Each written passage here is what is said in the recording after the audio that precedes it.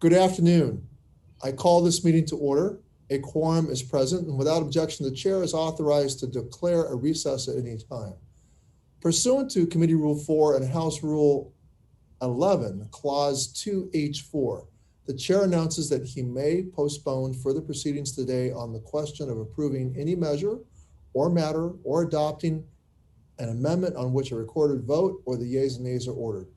Before we proceed, I'd like to go over some items for our remote hearing. First, if you are experiencing connectivity issues, please make sure you or your staff contact our designated technical support so those issues can be resolved immediately. Members participating remotely must continue to remain visible on camera for the duration of their participation in the hearing, unless they experience connectivity issues or other technical problems that render the member unable to fully participate on camera. It is committee policy that members participating remotely will remain muted when not recognized, just like turning your microphone on and off during an in-person hearing. This is out of courtesy to all members on the committee, and so that background noise does not interfere with another member who is recognized to speak. Now, when you're recognized, you will need to unmute your microphone and pause for 2 or 3 seconds before speaking so that your words are captured on the live stream. In the event of a recorded vote, members are encouraged to state their name first, then proceed to render his or her vote. By doing so, this will give the cameras a chance to locate who is speaking. Without objections, members will be recognized in order of seniority during any follow-up debate on amendments. This will make it easier for me to ensure all members participating have an opportunity to be recognized. Now, if you wish to have a document inserted into the record, please ask for unanimous consent and have your staff email the document to veterans.hearings@mail.house.gov. It will be uploaded into the committee document repository. Please also use this email to submit amendments that have not been previously submitted. Now, does any member have a question about the procedures for today's meeting? I'm looking at any hands raised. I do not see any. So I do not see or hear any objections, so we will proceed. I will now recognize myself for an opening statement. I want to thank everyone for being here. We have a rather ambitious agenda today, but our goal is to move many bills through the process now so that we will be ready to move some of the bills to the floor as part of the committee's annual Memorial Day package. The bills before you represent a strong bipartisan effort to help veterans recover from the COVID-19 pandemic and access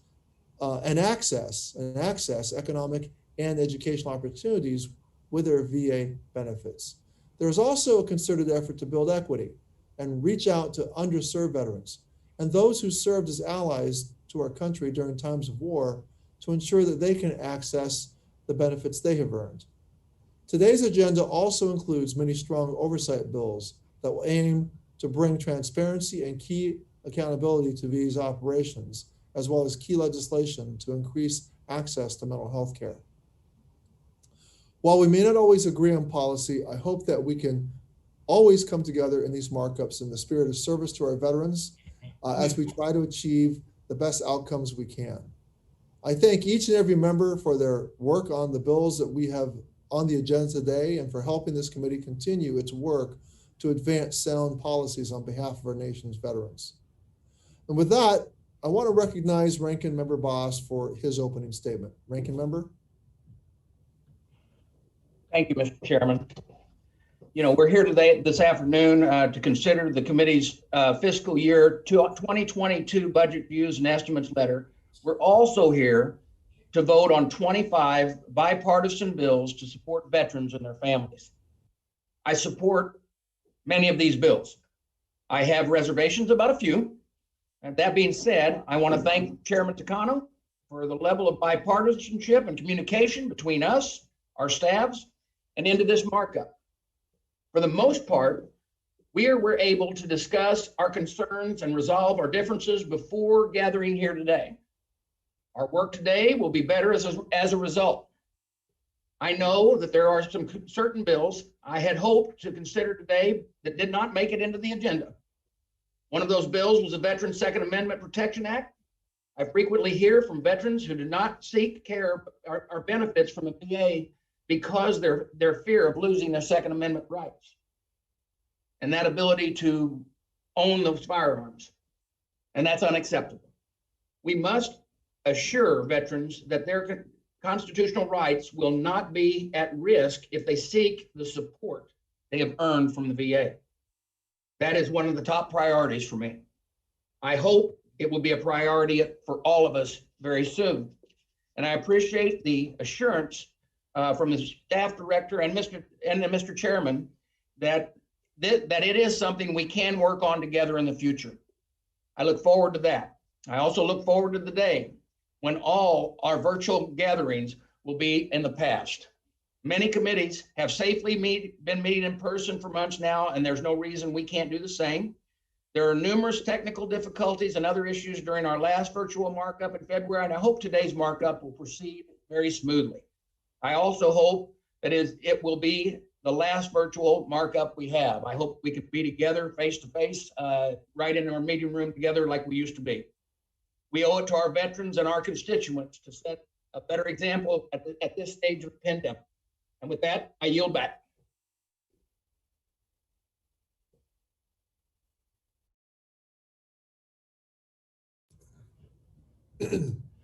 Well, thank you, Ranking Member Boss. The committee will now proceed to the consideration of our agenda items.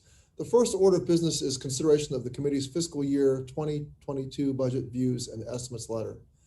A copy of the letter was circulated in advance pursuant to committee rules. The Budget Control Act of 1974 requires each committee to prepare a letter outlining its budgetary concerns and transmit it to the Committee on the Budget.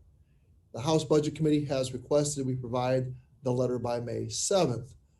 Because we do not have the full budget request and justification, the letter before you is based on prior year budget information and the limited information provided by the Biden administration in a summary of its discretionary budget request, sometimes called the skinny budget.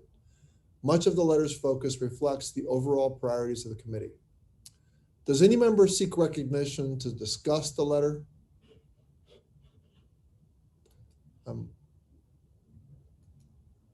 All right, I do not see any hands being raised and so the question is on adopting. Yep, there is. I'm sorry, Mr. Chairman, I was raising a hand and. Oh, I'm sorry. There's a raise hand function at the bottom, but I didn't see you visible. I'm doing that. You're recognized, Mr. Ranking Member. Go ahead. Thank you, Mr. Chairman. Hey, I appreciate the willingness on the markup, the views and estimates letter this year for the first time in recent memory.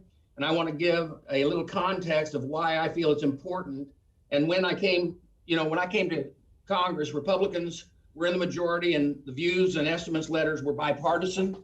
There would be meaningful back and forth between the two sides of the aisle to come to an agreement on the bipartisan letter.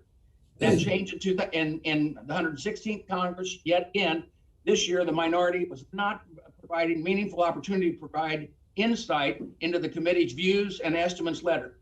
I want to be very, very clear that we do not disagree with everything included in your letter. However, given the input was not sought in crafting this letter, I believe it is important that the Budget Committee understand that the minority perspective on VA's budget. To that end, we will be preparing our own views and estimates letter. The VA budget this year is $243 billion. The administration is requesting $8.5 billion more for next year so far. And that is on top of the $12 billion of the CARES funds VA stated that they still had. That is also on top of the $17 billion in the American Rescue Plan funds. Each historical increase is dwarfed by the next historic increase. Not only that the rates of increase have been increasing to the level that they are, it all begs the question, at what point does the VA become adequately funded? I believe some level of annual increases is warranted. It is important to sustain the wait time quality and customer service improvements of the Trump administration. But any future increases need to be in line with the growth and demand for the healthcare benefits. We cannot let the VA's resources and its outputs get misaligned. It is our responsibility to do serious analysis, not rubber stamp just what they ask for. And with that, Mr. Chairman, I yield back. Thank you, Ranking Member Bost. Mr. Sablon, you would wish to weigh in?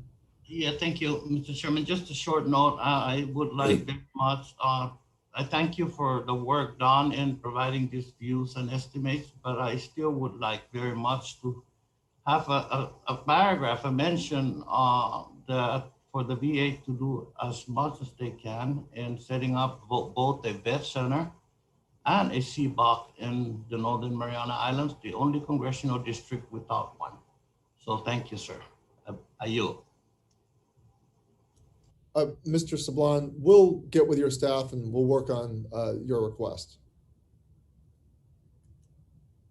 Mr.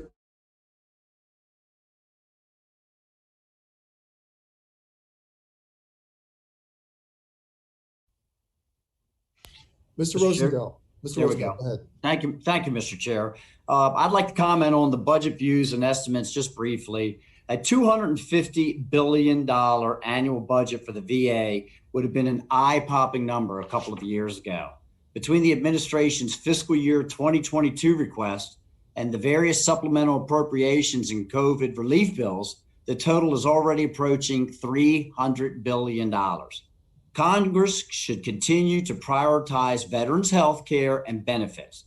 That should never be a doubt. Priorities are about making choices. I want to be very clear. It is our responsibility to scrutinize the budget materials coming out of the VA and question where that money is going. Proper budgeting is never a popularity contest. And when we rubber stamp a request, we are neglecting our duty. The level of detail in the administration's preliminary budget is scant. As Ranking Member Bost noted, it includes an 8.2 discretionary increase. That is mostly healthcare. The request does not say anything about mandatory benefit programs, but if the trend holds, that will be a roughly 8% increase as well. Simple math tells us a lot. If you compound 8% for 9 years, it doubles. The number of veterans getting VA healthcare benefits are not going up 8%. It is more like 1 or 2%. In the private sector, healthcare costs go up 5 or 6% in a typical year. Many Americans have convinced themselves that that deficit does not matter and that unlimited, cheap borrowing will continue forever. But it will not. I am not reaching any conclusion until I see the administration's complete budget request. However, I think we all need to take a hard look at whether bigger and bigger budgets year after year are producing better results at the VA. If bureaucracy and inefficiency are soaking up those dollars, we are not honoring or serving our veterans by rubber stamping these budgets. Thank you, Mr. Chairman, and I yield back.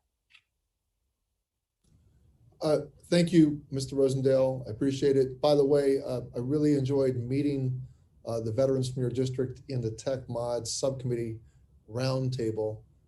I'm with Ranking Member Bost in terms of hoping we can meet in person soon, but I hope we can retain some of the practices we learned from the pandemic.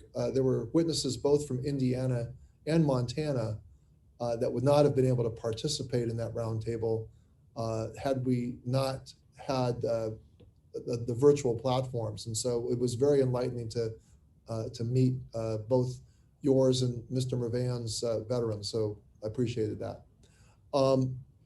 Let us now, hearing none, I don't see any more members that would like to speak on the budget views and estimates letter. I now recognize Vice Chairman Levin for a motion. Thank you, Mr. Chairman. I move that the fiscal year 2022 budget views and estimates letter be adopted and transmitted to the House Budget Committee. All those in favor say aye. Unmute and say aye. Aye. All those opposed, unmute and say no.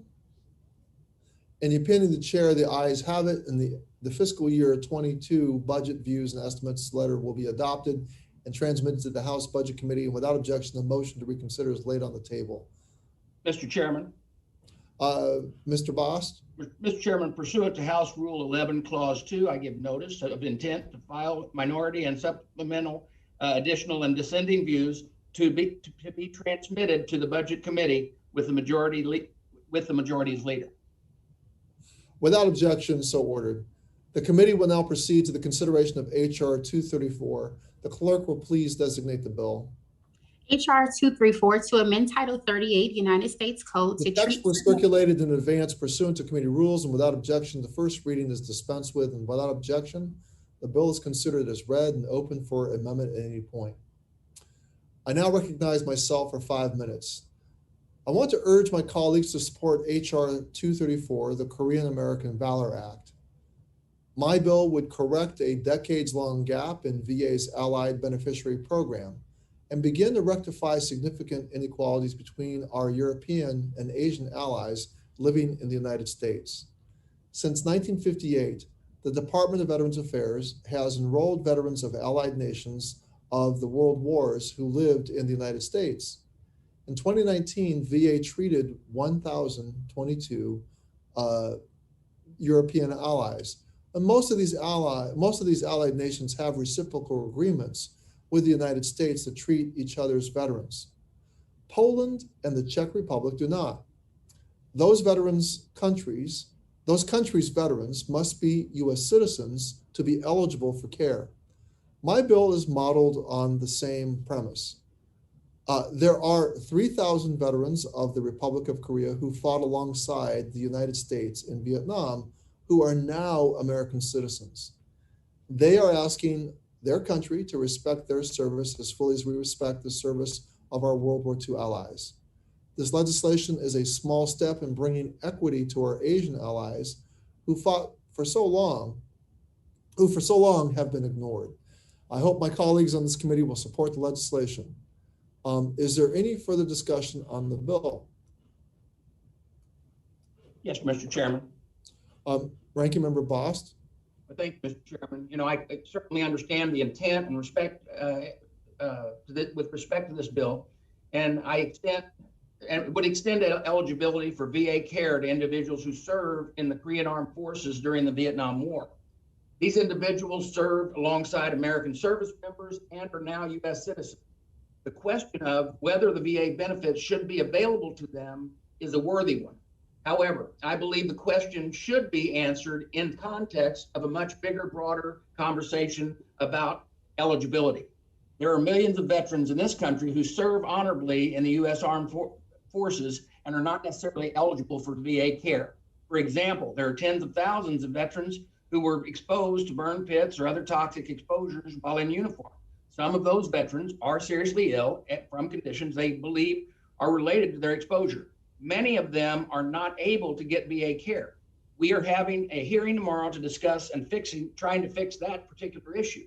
But there are thousands of other veterans like them who arguably have a stronger claim to VA care than individuals would receive if this bill were to become law.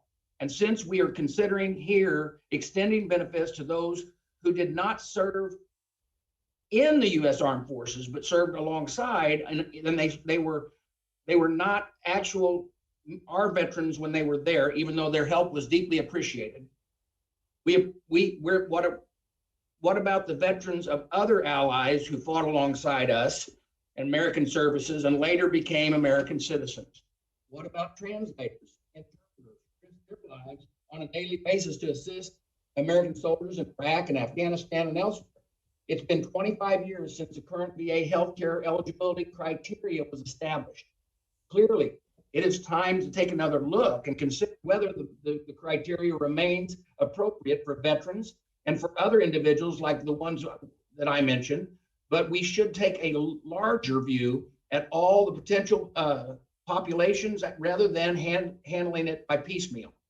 My bill, the Modernization Veterans Healthcare Eligibility Act, would establish a framework to update the VA's enrollment criteria for today's veterans, generations, and for those to come. I appreciate your commitment, Mr. Chairman, to working with me over the next few months to get that bill on the next markup agenda. And I look forward to that. In the meantime, I must oppose this bill, and with that, I yield back. Thank you, Ranking Member Bost. Mr. Sablan? Yeah, thank you very much, Mr. Chairman. Your bill would make veterans of the Republic of Korea, among others, armed services who served in Vietnam and are now U.S. citizens, eligible for certain VA care, health care. However, if an eligible ROK veteran lives in my district, and I know of one such individual, he or she would face the same challenges to accessing VA healthcare as veterans of our armed services living here in the Northern Marianas. As this committee expands eligibility for VA care, we must ensure that it is a meaningful benefit that veterans can access regardless of where they reside. For my veterans, this means a VA community-based outpatient clinic, a CBOC with a full-time VA staff in the Marianas. At the very least, for a vet center would be a great start to providing services. And I continue to push the VA to this end and urge the committee to support my efforts, Mr. Chairman. I will support your bill. Thank you very much. I yield back. Thank you, Representative Sablan. Any other member wish to weigh in on the Korean Valor Act? I see none. I will now recognize Vice Chairman Levin for a motion. Thank you, Mr. Chairman. I move that HR 234 be reported favorably to the House. All those in favor, please unmute and say aye. Aye. Aye. Aye. Aye. Oppose, say no. No. No. In the opinion of the chair, the ayes have it, and the motion is agreed to. Without objection, the motion to reconsider is laid on the table. Mr. Chairman. Mr. Bost. Yes, Mr. Chairman, pursuant to House Rule 11, Clause 2, I give notice of intent to file minority and supplemental additional to dissenting views on HR 234. A recorded vote is requested. Is there? Oh no, no, I'm sorry. Without objection, so ordered, Mr. Bost. With objection, I wasn't hearing you, but I heard you now. All right. I now call up HR 2195. The clerk will please designate the bill. HR 2195 to amend Title 38 United States Code to clarify the scope of procedural rights of members of the uniformed services with respect to their Text was employment. circulated in advance and pursuant to committee rules without objection. The first reading is dispensed with, and without objection, the bill is considered as read and open for amendment at any point. I recognize myself for 5 minutes. I want to speak about the Protecting the Employment Rights of Service Members Act, HR 2195, otherwise known as PERSA. PERSA is a bipartisan bill that simply ensures that a law Congress enacted back in 1994 actually fulfills its promise of protecting and empowering our service members. The bill ensures our service members can enforce their rights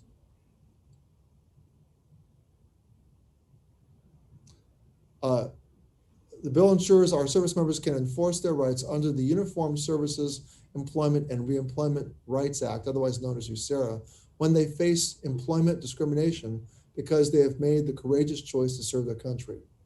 Now, USERRA is a law that passed Congress nearly 20 years ago with overwhelming bipartisan support.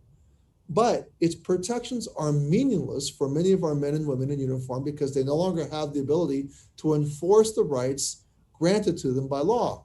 What do I mean by that? Well, while most employers do the right thing and comply with USERRA, some do not, finding it inconvenient or perhaps disruptive when their employees are required to take military leave. But Congress, through the laws we've passed, seeks to prioritize military service and protect those who choose to serve. Service members sometimes find themselves unjustly skipped over for promotions, retaliated against, or even worse, fired while fulfilling a duty to their country which requires them to serve. When they seek to enforce their USERRA protections in a court of law and stand up to their employer, service members are being denied their constitutional 7th Amendment right to seek justice and accountability. Instead, they find themselves forced into a secretive and rigged system of arbitration where the service member has no meaningful right to an appeal, and the public is kept in the dark about the mistreatment of reservists and veterans. Now take Lieutenant Commander Kevin Zober, a Navy reservist whose employer fired him when he was called to serve in Afghanistan.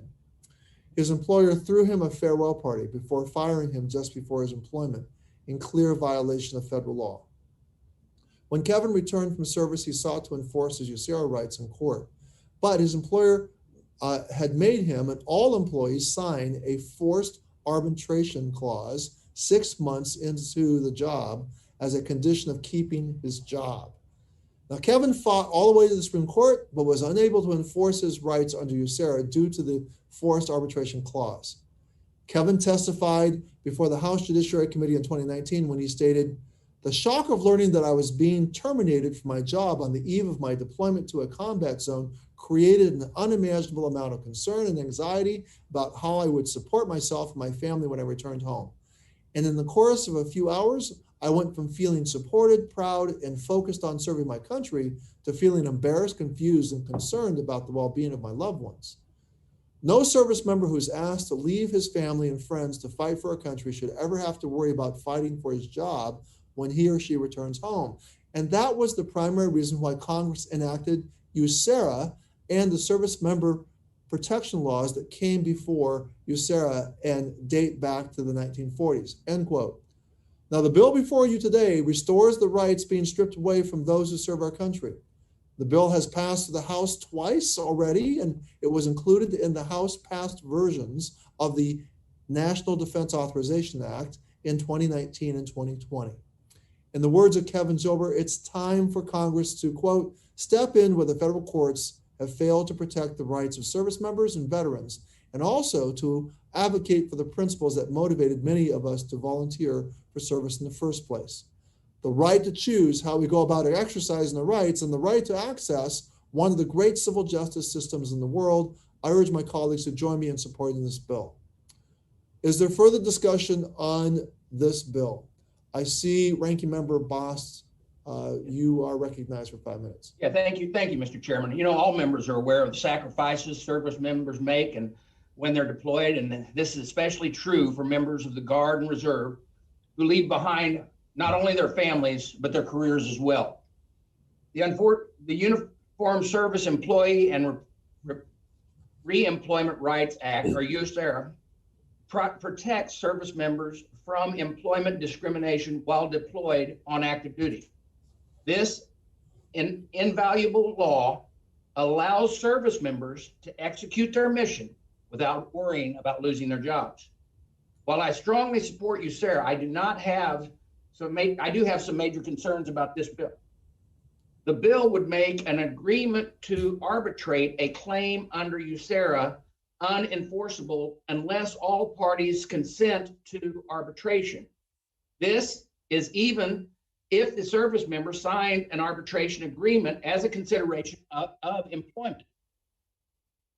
At a recent GAO report from February found that there was a lack of sufficient evidence to prove that service members were being negatively impacted by arbitration agreements.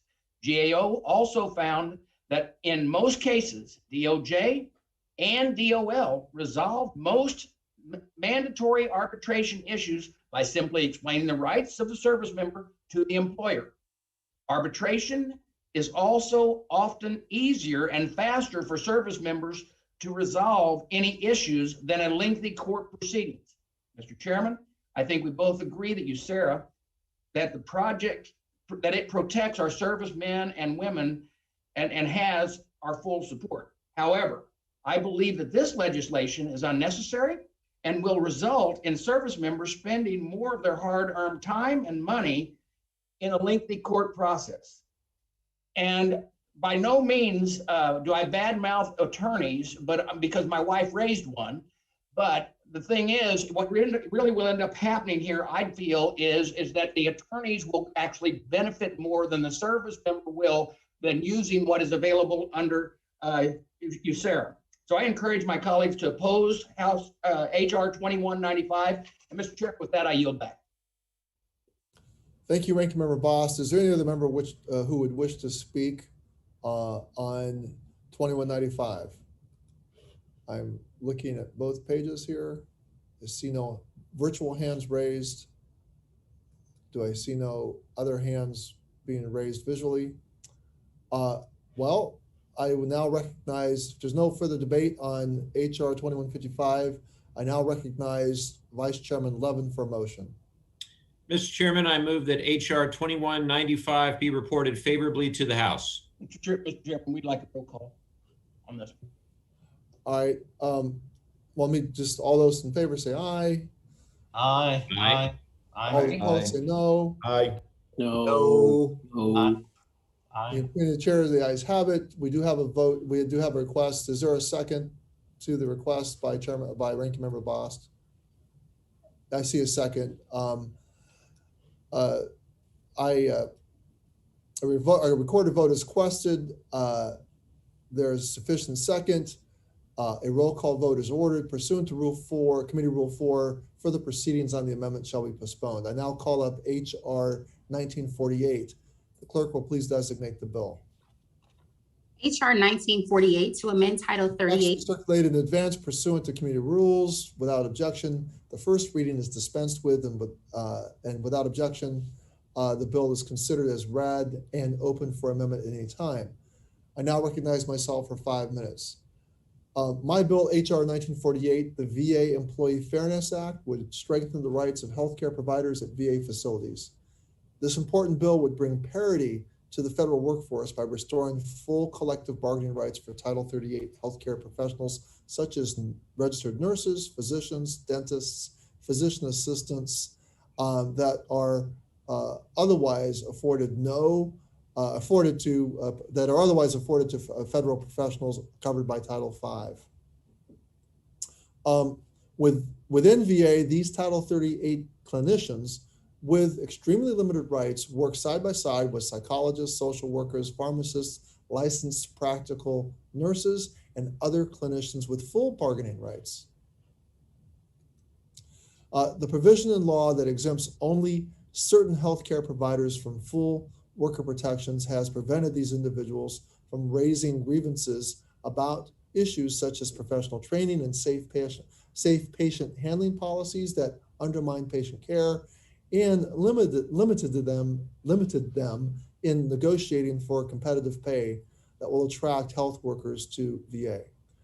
The VA Employee Fairness Act removes this exemption and grants frontline healthcare providers their full collective bargaining rights.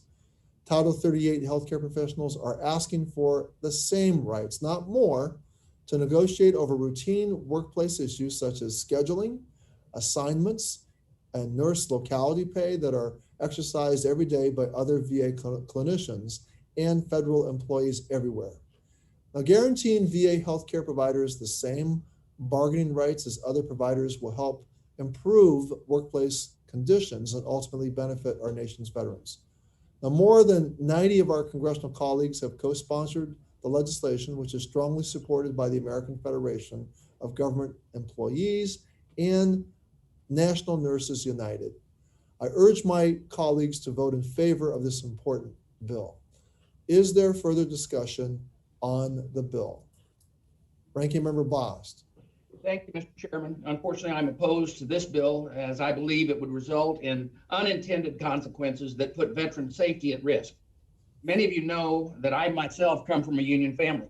My grandfather was a union coal miner, and I was a proud union firefighter. I've always supported the rights of workers. However, I'm also a veteran of the United States Marine Corps, and the care for my fellow brothers and sisters in arms will always come before anything else. I understand the goal of this legislation is to expand collective bargaining rights for medical providers at the VA. However, I'm worried enacting of this legislation will put patients' safety at risk.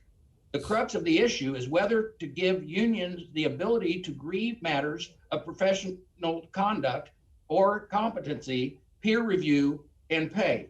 I understand the union's position that the Secretary has involved this provision to deal with questions like scheduling. However, this change would also allow a third-party arbitrator to second guess the Secretary's decision to discipline a doctor, nurse, or dentist when the Secretary finds that providers directly patients' care or clinical competency to be substandard. Those are the types of questions that should be reviewed by medical professionals, and with the buck stopping at the Secretary, we should not leave the discipline of medical professionals to unaccountable third parties. The Congressional Reserve Services has found that bargaining over patient care is not common in the private sector. Major healthcare systems like Mayo, the Cleveland Clinic, do not allow arbitration over patient care. Neither should the VA. I agree with the need that we need to better understand how VAs defines a matter of professional conduct or competency. I would be happy to work with the VA and their union partners to find common ground, while at the same time retaining the Secretary's autonomy and responsibility for dealing with patient safety matters. Unfortunately, the bill before us does not allow for any nuance, and I believe would compromise patient safety. I'm also concerned that this bill would also give VA medical professionals the right to bargain over compensation. These employees are already well compensated, and this change would give them a right that no other VA employee has. That does not make sense and is not at a present need. Finally, it is telling that the pro-labor Biden administration has yet to endorse this proposal, citing, quote, many complex issues under review, end quote. If the VA believes the legislation isn't ready, we should listen and ask the same questions. I urge my colleagues to put veterans first and oppose this legislation. And with that, Mr. Chairman, I yield back. Thank you, Ranking Member Bost. Is there any member from the majority that is seeking to speak? Otherwise, I will go on and recognize Representative Miller, Dr. Miller Meeks, 5 minutes. Thank you so much, Mr. Chair. And I appreciate the efforts you're doing in putting forward HR 1948. However, HR 1948 would undermine accountability in patient care by expanded collective bargaining rights for certain medical professionals. I have worked both as a physician and as a nurse in VA facilities. I've done my reserve duty as a physician and nurse in the VA facilities, and also I've been involved in the both private sector and university sector in peer review access. So I do have some experience in these areas. And first and foremost, let me say that caring for patients should preclude everything. We took an oath to do no harm, and that must be our guiding principle. Fellow doctors should review the clinical competence of their peers, not faceless bureaucrats and arbiters with no medical experience.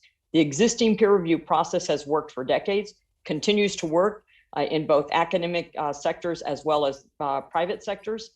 And is conducted by qualified professionals who know wherein they speak and the conduct of their peers. Congress does and should hold the Secretary ultimately responsible for clinical care of veteran patients, and this bill would take that authority away from that individual. 30 years ago, a carefully crafted compromise gave certain medical staff bargaining rights, but preserved the Secretary's authority and accountability for the quality of the VA medical staff. HR 1948 would unravel that agreement. VA providers already have access to disciplinary appeals boards where they may appeal a major adverse action. The board is comprised of other healthcare providers and provides employees a true independent review of their actions. We should think of the potential liability we are opening up to the VA if they have to keep a doctor or nurse on the job due to the ruling of an arbiter, and that same employee later has similar issues. And I have seen this in the private sector where a provider goes to another state or another hospital without their previous actions at their current employment being addressed. As ranking member mentioned, this type of bargain is not used in the private sector, and we should not make the VA buck the industry norm. As members of Congress, we should be putting the needs of veterans first. I fear this bill does the opposite and could put the needs of unions above patient care. I urge members to reject this bill, and I yield back. Thank you. Thank you, Dr. Miller-Meeks. Are there any other members who wish to speak on HR 1948? I do not see members, and I do not see any hands raised. Therefore, I'll recognize Vice Chairman Levin for a motion. Thank you, Mr. Chairman. I move that HR 1948 be reported favorably to the House. Question before the committee is whether we report 1948, HR 1948 favorably to the House. All those in favor, unmute and say aye. Aye. Aye. Aye. Aye. Those opposed, unmute and say no. No. No. In the opinion of the chair, the ayes have it, and the motion is agreed to. Mr. Chairman, I ask for a recorded vote. Mr. Bost, the ranking member has called for a recorded vote. Is there a second? I see a sufficient second. A roll call vote is ordered pursuant to Committee Rule 4. Further proceedings on the amendment shall be postponed. Pursuant to an agreement with the ranking member, we will now consider a number of bills en bloc. It is my understanding that there are no amendments to these measures. I ask unanimous consent to call up the following bills en bloc and that they be considered as read.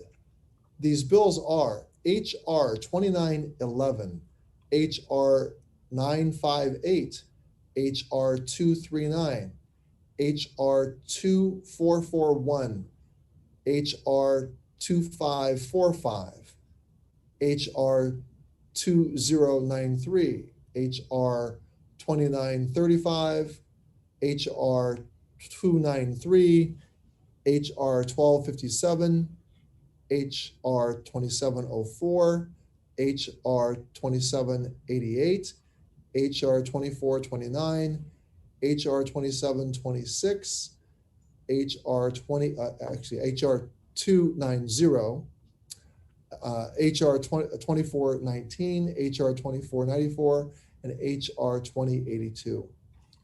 So we have a rather lengthy list of bills before us.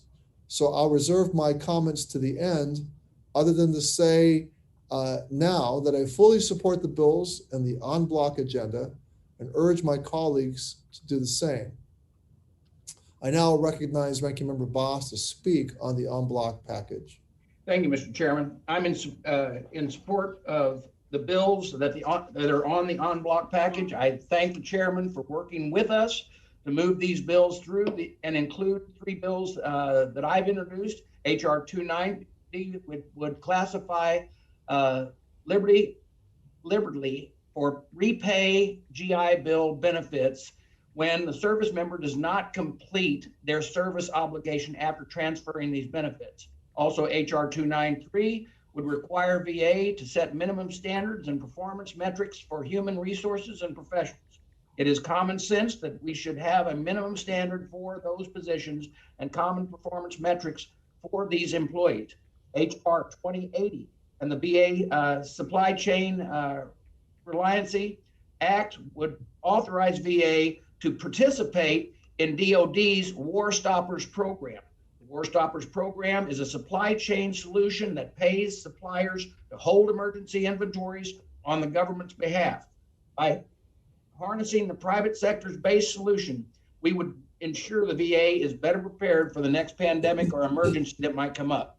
And I want to thank the Chairman Vice and Ranking Member Mann for joining me in introducing this much-needed bill. Finally, I want to highlight HR 2911, the VA Transparency and Trust Act, which I was proud to introduce with several members last week. Senator Tester and Moran also introduced a companion bill. This bill was based off of the amendment that Mr. Mann offered at our markup for the American Rescue Plan earlier this year. Unfortunately, the amendment was defeated on party lines. That bill would require, though, a detailed spending plan for the $17 billion Congress gave in the VA American Rescue Plan, along with the billions that were still left over with the CARES Act. So I'm still baffled that months after passing ARP, we still do not have a real plan for the funding and how it will be spent, even though we've been asking for the VA to get that to us about every week. HR 2911 would essentially cancel the blank check and give the VA and that was given to the VA with these funds. VA would be required to provide a biweekly accounting for how the funds have been obligated and spent. Both GAO and the Office of Inspector General would also be required to provide audits and reports on the use of these funds. This will ensure that we get an accurate accountability for how every penny of the taxpayers' money are being spent. I would also like to highlight that other GOP professionals in the in-block package, including HR 2494, introduced by Dr. Winstrup, that would create a new fourth administration at the VA to improve oversight over VA's economic opportunity programs.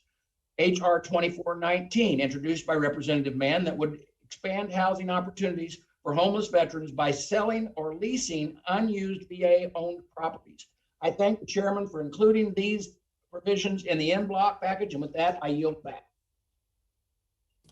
Thank you, Ranking Member Bost. I now recognize Representative Underwood for 5 minutes. Well, thank you, Mr. Chairman. I'm honored that today's markup includes HR 958, the Protecting Moms Who Served Act, a bipartisan bill to address maternal mortality among veterans, which I proudly introduced with Health Subcommittee Chairwoman Julia Brownlee and Representatives Gus Bilirakis and Brian Fitzpatrick. The United States is currently confronting a maternal health crisis. We have the highest maternal mortality rate in the developed world and significant disparities for women and other birthing people of color. Some of the drivers of adverse maternal health outcomes can be even more prevalent in women who served. For example, 1 in 3 women veterans report that they experience military sexual trauma, which is linked with risk factors for pregnancy-related complications. With unacceptable maternal mortality rates for all U.S. mothers and unique risks for veterans, we must ensure that the VA is providing the highest quality maternal health care and support for moms who served. Currently, prenatal and postpartum care covered in the VA medical benefits package is provided in the community, even as pregnant veterans and new moms continue to receive other health services in the VA health system. To coordinate this care, the VA has established maternity care coordination programs as described in a VHA directive. My bipartisan Protecting Moms Who Serve Act would codify the programs in that VHA directive, which include new provisions to offer screenings and treatments to pregnant veterans with mental health conditions, as well as measures to strengthen community partnerships with groups that support new moms. The VA's maternity care coordination programs have been successful in ensuring that veterans can receive high quality, culturally appropriate care and robust support throughout pregnancy, during labor and delivery, and for the full year-long postpartum period and beyond. By codifying and strengthening these programs, veterans will continue to receive the world-class care and support that they've earned. The Protecting Moms Who Served Act would also invest in trainings for community maternity care providers so that nurses, midwives, and physicians caring for pregnant and postpartum veterans understand the unique needs of their veteran patients, particularly related to mental and behavioral health conditions that may have been caused or exacerbated by military service or the transition back to civilian life.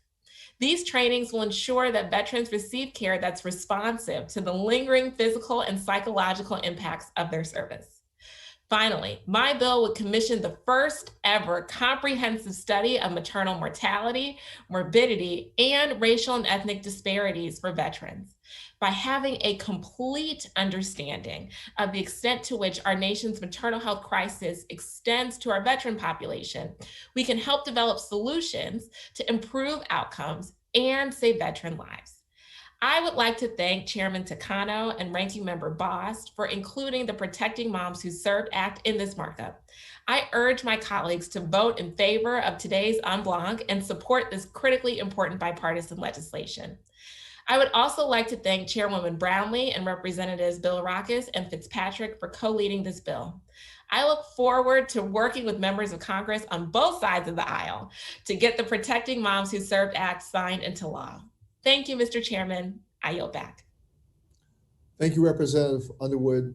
I now call on Representative Levin for 5 minutes. Thank you, Chair Takano, for including HR 2494, the Vet Act, in today's markup. I was proud to introduce this bipartisan legislation with my friend from Ohio, Dr. Wenstrup. One of my top priorities as chair of the Economic Opportunity Subcommittee is ensuring that our veterans are receiving their benefits as efficiently as possible. Unfortunately, the current organizational structure at the VA is not meeting this need. Many veterans are finding it difficult to utilize these crucial education, employment, housing, and transition assistance resources because of bureaucratic red tape at the VA. These programs are currently included with disability compensation and pension programs under the Veterans Benefits Administration. Economic opportunity related business lines need an advocate at the undersecretary level, and this bipartisan bill will create that structure by establishing an Economic Opportunity and Transition Administration at the VA. This change will allow us to deliver economic resources to veterans more effectively and bring more oversight and accountability to these programs. We have a responsibility to provide America's service members with the best possible resources and opportunities as they transition back to civilian life. And this bill is a big step towards meeting that responsibility. I thank Representative Wenstrup for his work on the Vet Act and urge my colleagues to support this important legislation as part of the en bloc. Thank you, Mr. Chairman. I yield back. Thank you, Representative Levin. I now recognize Mr. Pappas for 5 minutes.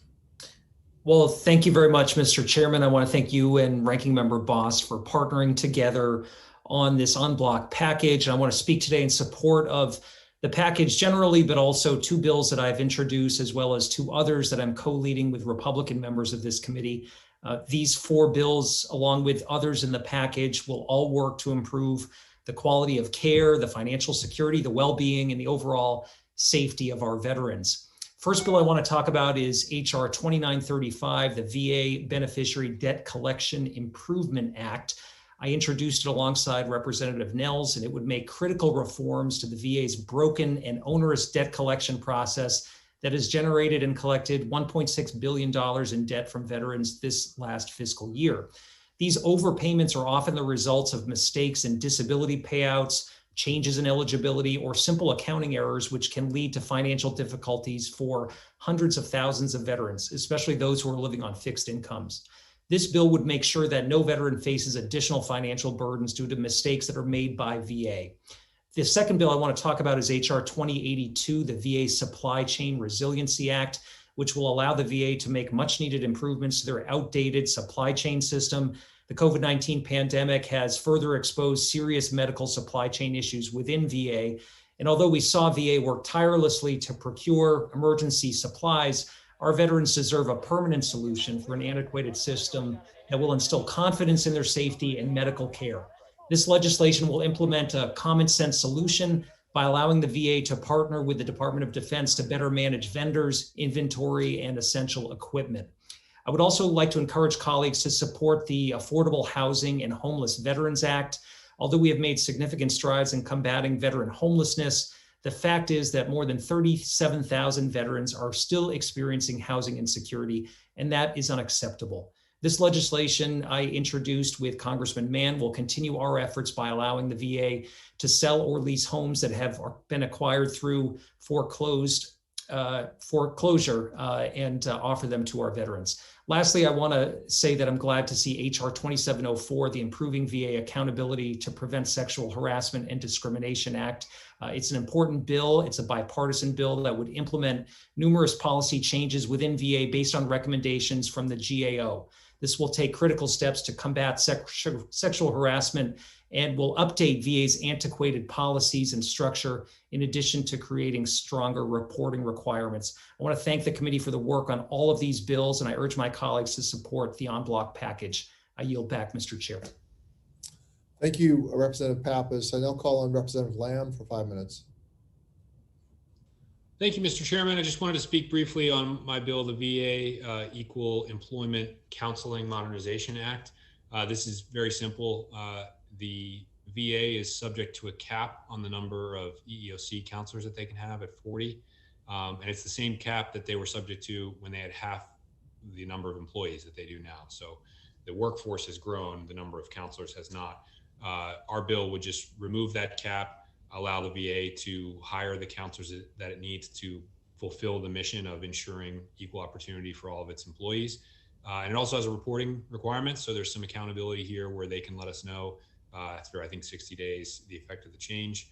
And we'll have the ability to oversee whether this is making it easier and more efficient for employees to raise these claims in the future. So I ask for everyone's support for this bill that's important for the workforce that takes care of our veterans. Thank you, Mr. Chairman. I yield back. Thank you, Representative Lamb. Ms. Brownlee, I call on you for 5 minutes. Thank you, Mr. Chairman. My bill, the Equal Access to Contraception for Veterans Act, would ensure that women veterans have access to the same contraception coverage as women currently serving in the military and on the same basis as women who receive private health care. Because of the Affordable Care Act, all women using civilian health insurance may access basic contraceptive services like the pill or an IUD without a copay. Unfortunately, women veterans currently do not receive this benefit from the VA. Clearly, we need to make sure all women who have served our country receive the same care. My bill will fix this inequity. The benefits of contraception are widely recognized. Choosing when or if to have a family is essential to women's health and to their economic security. Today, there are 2 million women veterans living in the United States, and women comprise the fastest growing subpopulation of both the military and veteran population. Yet many of their health needs go unaddressed in a VA system that has not evolved to equitably serve a rapid changing population. I was proud that this bill passed the House last Congress with broad bipartisan support. Our veterans have sacrificed so much for our country. It is past time that we address this inequity. I urge my colleagues to support our women veterans and vote yes on HR 239. And with that, I thank you, Mr. Chairman, and yield back. Thank you, Ms. Brownlee. I now call on Representative Miller Meeks for 5 minutes. Thank you, Mr. Chair. I'll be brief. I just wanted to speak on a fellow Iowan's bill, HR 2441. This is a bill that is the Sergeant Ketchum Rural Veterans Mental Health Act. Sergeant Ketchum is a veteran from Iowa who committed suicide. And I just wanted to bring a notice that we're asking for 3 more facilities on the Range Act, and fully in support of this bill by fellow Iowan and co-sponsored the bill. I yield back. Thank you, Dr. Miller Meeks. I now call on Representative Gallego for 5 minutes. Thank you. I want to thank Chairman Takano and Ranking Member Bost for their support of the VA FOIA Reform Act and for including in this markup today. I'd like to also thank Representative Murphy for co-leading this important bipartisan legislation with me. As everyone in this committee knows, transparency is critical to ensuring the VA is serving our veterans as effectively as possible. Veterans, their caregivers, VSOs, and the public all deserve easy and timely access to information about their care, VA performance, and other data when requested. Unfortunately, VA currently has among the worst backlogs of Freedom of Information Act requests across the federal agencies.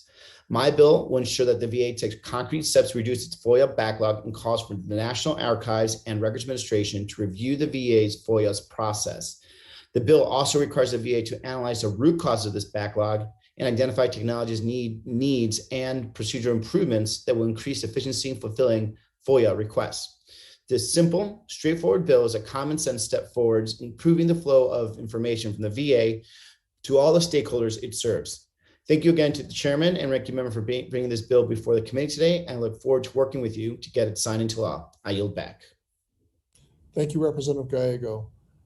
Are there any other members who wish to speak on the en bloc or any bill in the en bloc?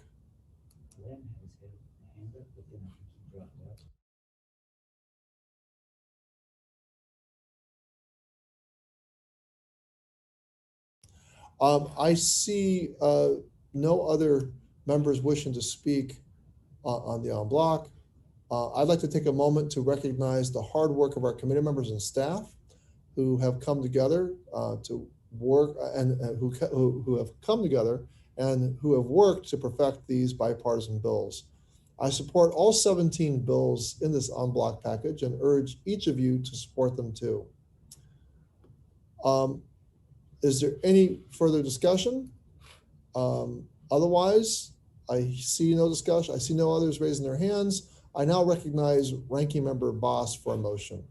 Mr. Chairman, I move that H.R. 958, H.R. 239, H.R. 2441, H.R. 2545, H.R. 2093, H.R. 2935, H.R. 293, H.R. 1257, H.R. 2704, H.R. 2788, H.R. 2429, H.R. 2726, H.R. 290, H.R. 2419, H.R. 2494, H.R. 2082, and H.R. 2911 be reported faithfully to the House of Representatives.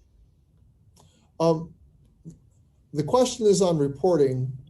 H.R. 2911, H.R. 258, excuse me, H.R. 958, H.R. 239, H.R. 2441, H.R. 2545, H.R. 2093, H.R. 2935, H.R. 293, H.R. 1257, H.R. 2704, H.R. 2788, H.R. 2429, H.R. 2726, H.R. 290, H.R. 2419, H.R. 2494, and H.R. 2082 favorably to the House. All those in favor, please unmute and say aye. Aye. Aye. Aye. Aye. Any opposed? Say no. No. No. In the opinion of the chair, the ayes have Mr. it. Chair, I'd like to have a recorded vote, please. A recorded vote has been requested. Is there a sufficient second? I see Mr. Rosendale. Is there a second? I see a second. Second. I saw the second. There is a sufficient second. A roll call vote is ordered pursuant to Committee Rule 4. Further proceedings on the en bloc will be postponed. Never mind, Mr. Chairman. Okay, Ms. Bost? All right.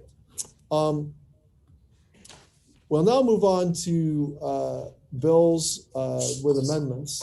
I now call up H.R. 711. H.R. 711 to amend the West Los Angeles Leasing Act. Without objection, the first reading is dispensed with. The committee will now proceed to consideration of H.R. 711. And I recognize Ms. Brownlee to offer an amendment. Thank you, Mr. Chairman. I urge my colleagues to support this amendment and the underlying bill. The West LA project represents a creative and comprehensive approach to support. Ms. Brownlee, before you begin to talk about your amendment, can you introduce the amendment? You have an amendment at the desk. Oh, sorry about that. I apologize. Mr. Chairman, I have an amendment at the desk in the nature of a substitute to H.R. 711 at the desk. Yes, the clerk will designate the amendment in the nature of a substitute. Amendment in the nature of a substitute to H.R. 711. Circulated in advance pursuant to committee rules. Without objection, the reading of the amendment is dispensed with and the substitute will be considered as original text for the purposes of amendment. Ms. Brownlee, I now recognize you for 5 minutes in support of your amendment. Taking it from the top. Thank you, Mr. Chairman. I urge my colleagues to support this amendment and the underlying bill. The West LA project represents a creative and comprehensive approach to support homeless veterans in the Los Angeles area.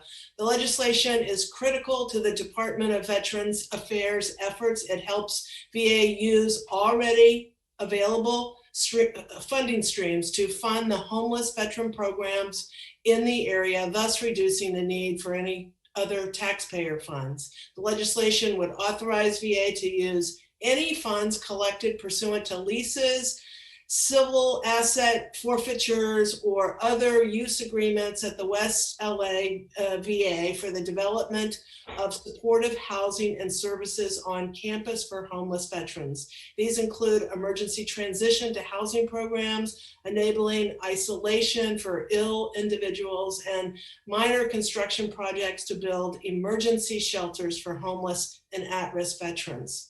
The amendment in the nature of the substitute addresses a specific scoring issue identified by the CBO by simply striking a specific reference to the transfer of funds due to land easements. This will result in a bill with a 0 CBO score and therefore not require a budgetary offset. I urge my colleagues to support this bill as we continue to fight to end veterans' homelessness. Thank you, Mr. Chair, and I yield back. Thank you, Ms. Brownlee. Are there any other members who wish to speak on this ANS? Ranking Member Boss, recognized for 5 minutes. Thank you, Mr. Chairman. I am in support of the amendment in the nature of a substitute, which addresses my earlier concerns regarding the score of this bill. The changes made to the leasing agreements and the West LA VA Medical Center campus in this amendment makes sense to me. I encourage members to support the amendment, and with that, I yield back. Thank you, Ranking Member Boss. Any other members wish to weigh in on the ANS? I see none. Ranking Member Boss, I do appreciate your working with Ms. Brownlee on this. This is really important to the Los Angeles area, and it does make sense. It made no sense that revenue coming from an easement to the Transportation Authority could not flow to the VA and was counted as that needed an offset. It's a strange article of our CBO process, but I'm glad we could work it out. If there are no further discussion on the on HR 711 and the amendment in nature of a substitute, I will now I'm having some issues here. Let's see, here it goes.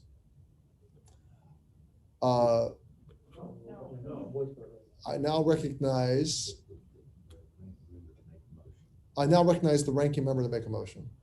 Thank you, Mr. Chairman. I move to report HR 711 as amended favorably to the House. We need to make the. All those in favor say aye. Aye. Mr. Chairman, Mr. Chairman, Aye. Mr. Chairman, we need to agree upon the amendment there. We haven't moved the amendment. I'm sorry. Thank you, Mr. Boss. I lost my place here. The question is now on. I now recognize.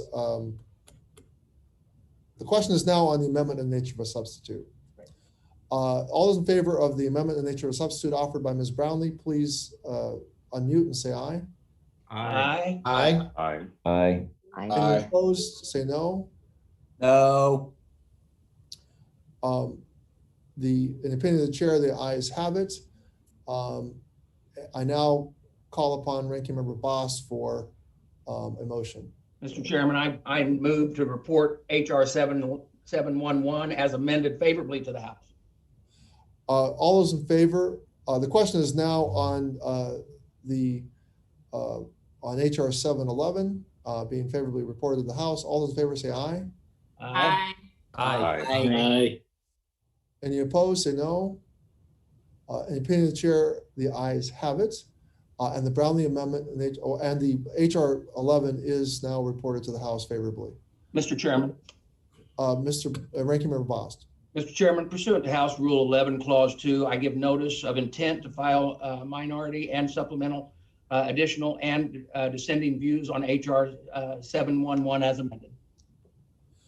Without objection, so ordered. And without objection, the staff is authorized to make necessary technical and conforming changes. I now call up HR 1510. HR 1510 to direct the Secretary of Veteran Without Affairs to objection, the submit to first reading Congress. is dispensed with. I now recognize Ranking Member Bost to offer an amendment. Thank you, Mr. Chairman. I have an amendment at the desk. Clerk will designate the amendment in the nature of a substitute. Amendment in the nature of a substitute to HR 1510 Text offered was by circulated in advance pursuant to committee rules, and without objection, the reading of the amendment is dispensed with, and the substitute will be considered as original text for the amendment purposes of amendment. Ranking Member Bost, you are recognized for 5 minutes to speak in support of your amendment. Thank you, Mr. Chairman. HR 1510, the Veterans Camera Reporting or the VCR Act would require VA to review and use and maintenance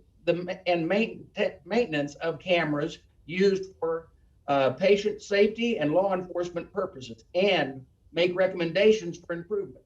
My amendment would expand the review to include all VA medical facilities, not just medical centers. It would also ensure patients' privacy as part of this review. It would further clarify that the cameras used by the VA Inspector General for criminal investigations are not part of this review. I was proud to introduce this bill in March with Congressman David McKinley from West Virginia. We must make sure that the VA is safe and a safe place for veterans and their employees. There have been multiple times over the last several years where missing or malfunctioning cameras failed to play an important role in reviewing or resolving serious safety incidents in the VA. In some of those incidents, veterans lost their lives. This bill would help make sure that never happens again. I hope to have the support of every committee member in reporting it to the House floor. And with that, Mr. Chairman, I yield back.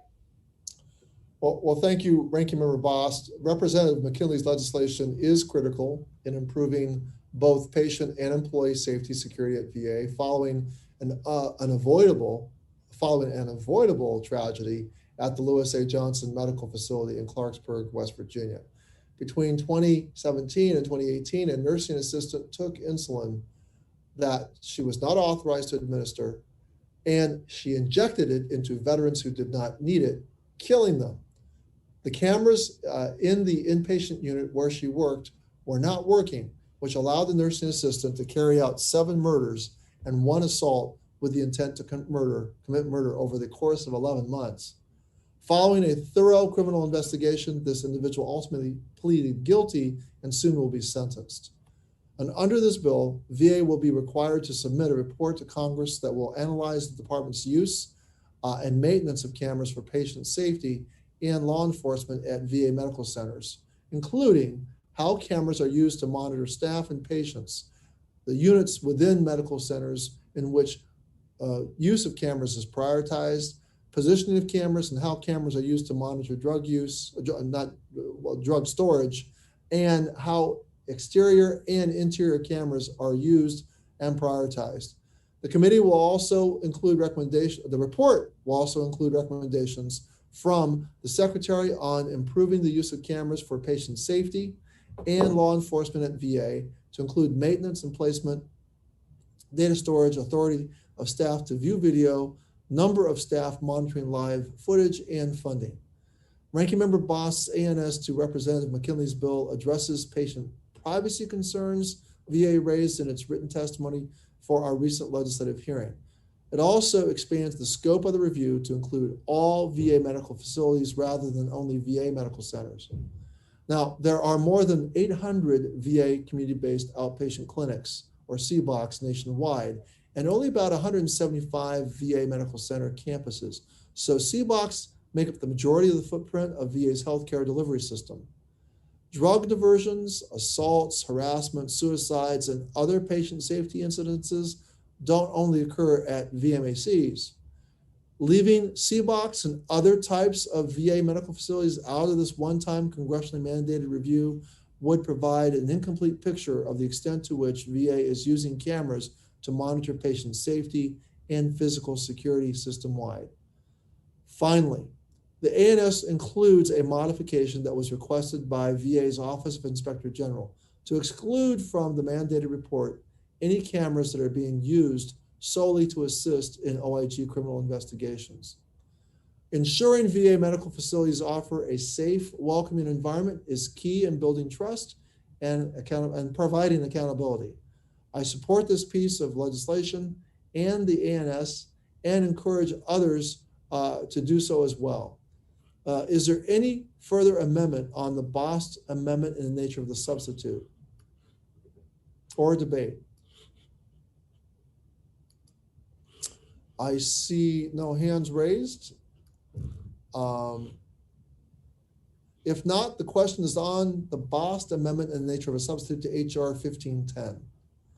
All those in favor of the amendment in the nature of a substitute to HR 1510, please unmute and say aye. Aye. Aye. Aye. All those opposed say no. In the opinion of the chair, the ayes have it, and the BOST amendment in the nature of a substitute is agreed to. Without objection, the motion to reconsider is laid on the table. I now recognize Ranking Member Boss for a motion. Mr. Chairman, I move to report HR 1510 as amended favorable to the House. All those in favor of the motion, please unmute and say aye. Aye. Aye. Aye. Aye. Aye. All those, Aye. all those opposed say no.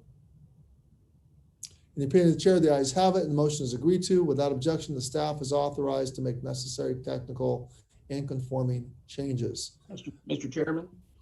Mr. Boss.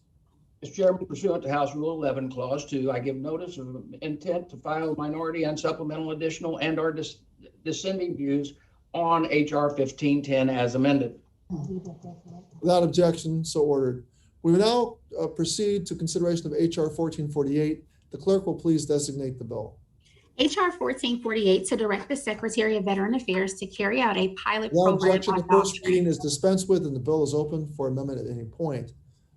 I'm so pleased to say that we have negotiated an amendment in the nature of a substitute that maintains the goodwill and good intent of Representative Stiver's legislation.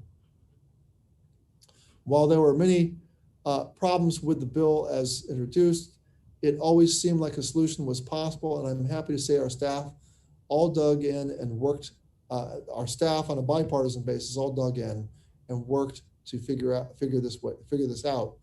This really was a true bipartisan effort to ensure that veterans can participate in service dog training as a therapeutic approach to promoting their mental health and well-being through partnerships between VA and accredited service dog organizations across the country.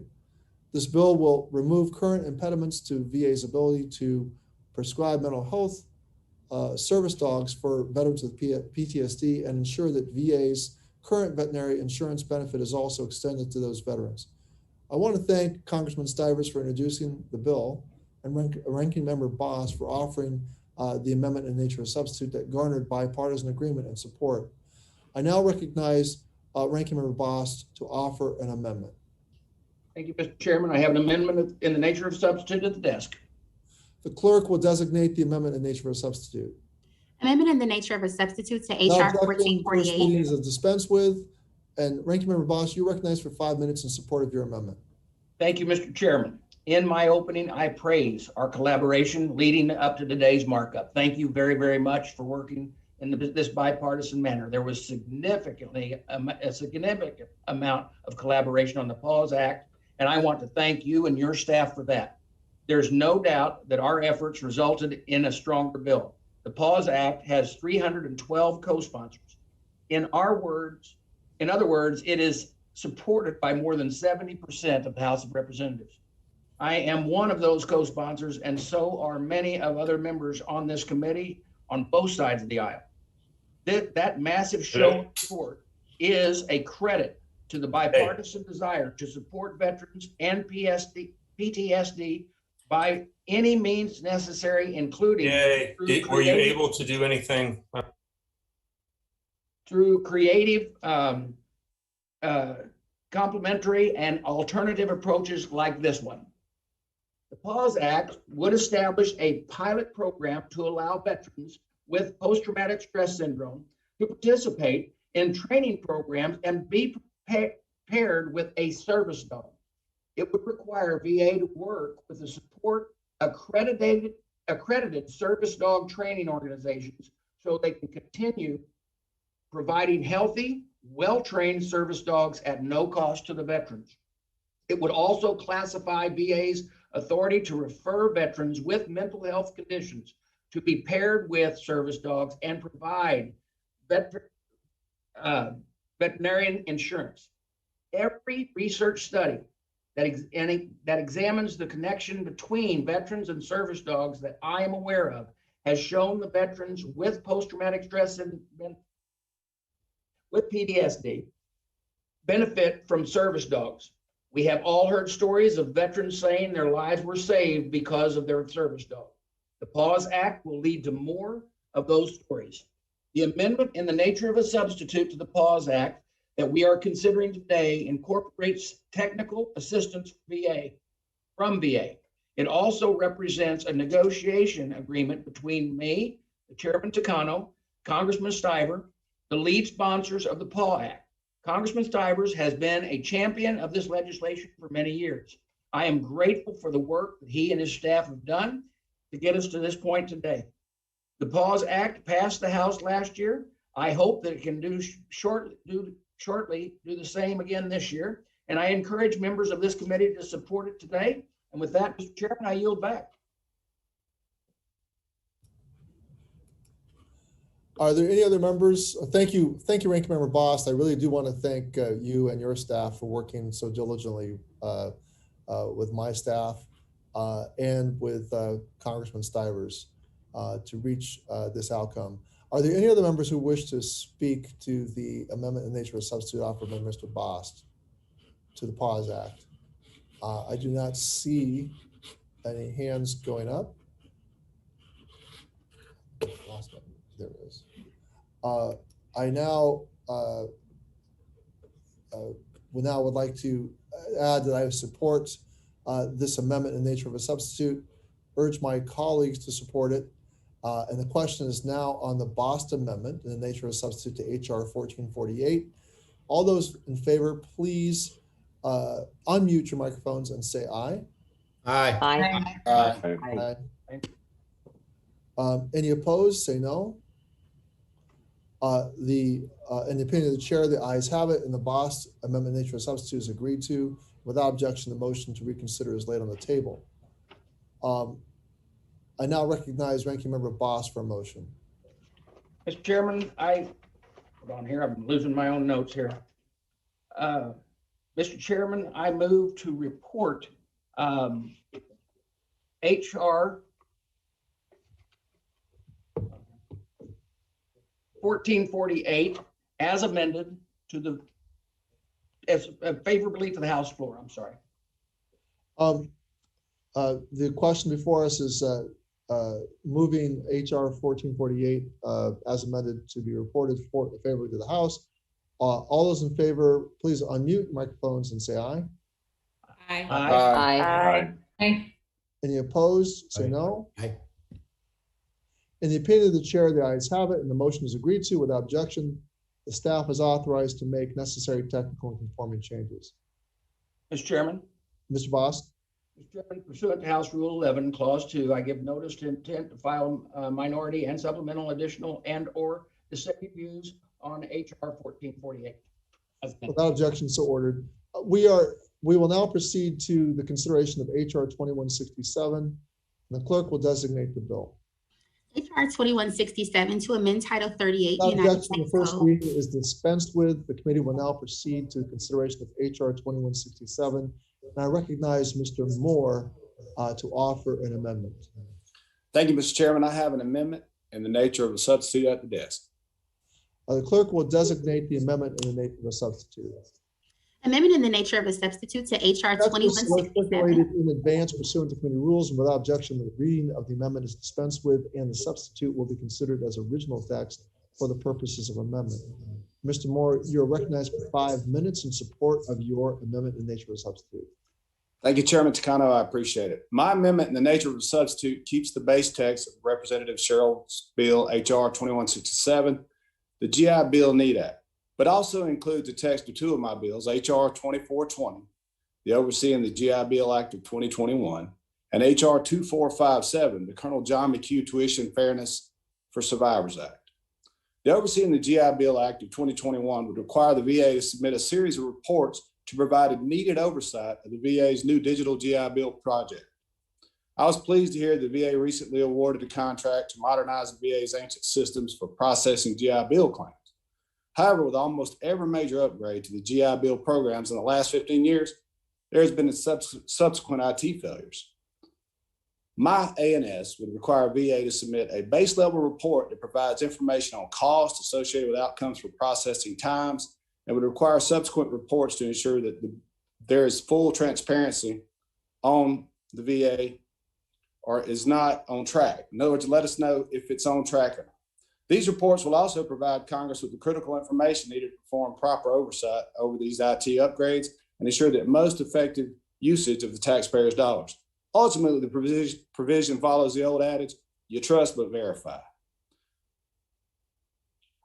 The second piece of legislation included in my amendment is the nature of the substitute is for Colonel John McHugh's Tuition Fairness for Survivors Act. This piece of legislation would extend the in-state tuition benefits under the GI Bill for dependents and survivors of eligible veterans through the Survivors and Dependents Education Assistance, or the DEA program. The DEA program provides tax-free monthly stipend for tuitions, fees, and living expenses to children, spouses, and survivors for veterans killed while either on active duty or while former prisoners of war, or has a permanent or total service-connected disability rating, or dies from a service-connected disability. Mr. Chairman, I think we can all agree that those who are eligible for this benefit are the worthiest. I cannot see any reason why we should not extend the in-state tuition to those who participate in the DEA program. I thank the chairman and his staff for working with us to include these bills in this amendment. I encourage all my colleagues to support this common sense amendment in the nature of a substitute, and I yield back the balance of my time. Thank you, Representative Moore. Representative Sherrill introduced the GI Bill National Emergency Extended Deadline, or GI Bill Need Act, on March 23rd, 2021, to provide extensions of the time limitations for the use of VA educational assistance benefits during national emergencies and other situations. Since 1944, the GI Bill has helped qualifying veterans and their family members cover all or some of the costs for school and training. Thousands of veterans use their GI Bill benefits every year to pursue courses of study to further their careers. For veterans who qualify for benefits under the Forever Bill, their benefits never expire. However, for veterans who qualify for benefits under the Montgomery or post 9/11 GI Bill, their benefits expire 10 or 15 years respectively after separation from active duty. The COVID-19 pandemic exposed the limit on VA's authority to extend the time for use of its educational assistance program benefits amid an emergency. And without the changes proposed in Representative Sherrill's bill, certain veterans utilizing their GI Bill educational assistance program benefits could be unfairly time penalized in circumstances where an institution may suspend programs or close due to an emergency. This bill authorizes VA to pause the clock as needed when an institution must close temporarily or permanently due to an emergency, or when a student is prevented from continuing their program for other reasons. It is critical that veterans are able to use their earned GI Bill benefits for their chosen academic pursuits and are not time penalized during national emergencies or other circumstances. The amendment in the nature of a substitute also builds upon the base text of Representative Sherrill's GI Bill Need Act and offers some offers the same extension of time for veteran readiness and employment, or VR&E benefits during emergencies. With their VR&E benefits, veterans with a service-connected disability can access resources to help with job training, employment accommodations, resume development, and job-seeking skills coaching. Other services may be provided through VR&E to assist veterans in starting their own businesses or provide independent living services for those who are severely disabled and unable to work in traditional employment. Now, currently, VR&E benefits expire 12 years from either the veteran's date of separation from active duty or the date a veteran was first notified by VA that they have a compensable service-connected disability. Like veterans using other VA programs, veterans seeking to use VR&E services should not be time penalized when they are unable to use this benefit during national emergencies. Now, the amendment in the nature of a substitute from Representative Moore also includes the text of HR 2420 and HR 2457. HR 2420, the digital GI Bill, provides an authorization of $250 million to VA to make such needed improvements and modernizations. The bill would also require that VA ensure the modern information technology IT service can process claims faster and more efficiently through improved processing, integration and accuracy, data exchange and reporting, customer integration, and simplification of the online experience. Now, this committee has seen firsthand how outdated GI Bill systems are, and I look forward to working with Ranking Member Moore, the entire full committee, and our colleagues on the Appropriations Committee to ensure that these systems improve. Also included in the ANS is HR 2457, which expands in-state tuition rates at public universities to participants in the Dependents Educational Assistance Program. Granting in-state tuition for those survivors using Dependents Education Assistance, or DEA, under Chapter 35 is a low-cost lift that will drastically improve education options for surviving families and reduce their need for student loans. I urge all members to support the Moore Amendment in the nature of a substitute to HR 2167. Now, is there further debate on the Moore Amendment? I see the hand of Representative Miller Meeks. Representative Miller Meeks, you're recognized for 5 minutes. Thank you so much, Chair Takano. I just wanted to put my full support behind HR 2167. I was really honored to co-lead this bill with Representative Sherrill. There are numerous veterans in my congressional district who will benefit from this, several of whom were severely injured during combat and through a very long process of recovery had to delay their re-education, and they will benefit by having their GI benefits extended to them. So also support of the amendments that are offered to this. This is, I think, a great thing that we do for veterans, especially those who have sacrificed greatly and earned this benefit. Thank you. I yield.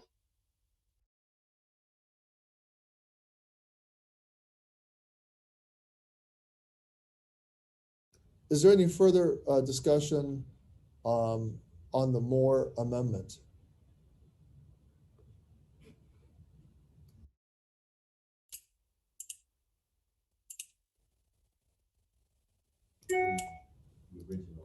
Yeah, okay. Okay.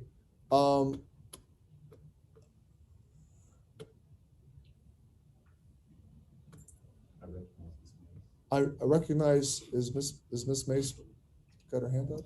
Yes, yes, sir, I'm right here.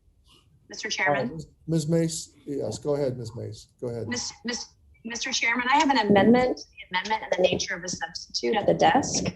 The clerk will report the amendment. Amendment to the amendment in the nature of a substitute to HR 2167 offered by Ms. Mace of South Carolina. Without objection, the amendment will be considered as read. It was circulated in advance. And I recognize Ms. Mace for 5 minutes to speak in support of her amendment. Thank you, Mr. Chairman and Chairman Takano and Ranking Member Boss. I want to thank you both and your staff for your leadership in honor of our veterans this afternoon. My amendment to the amendment in the nature of a substitute would build upon Representative Sherrill's bill and the amendment presented by Representative Moore this afternoon. The text of my bill, HR 2327, which would remove the delimiting date for dependents and survivors of eligible veterans through the Survivors and Dependents Educational Assistance, or DEA program. The DEA program was first established in 1968. It provides just over $1,200 a month in assistance and tax-free benefits directly to eligible participants to help cover the cost of their tuition, fees, and living expenses while they're enrolled in higher education.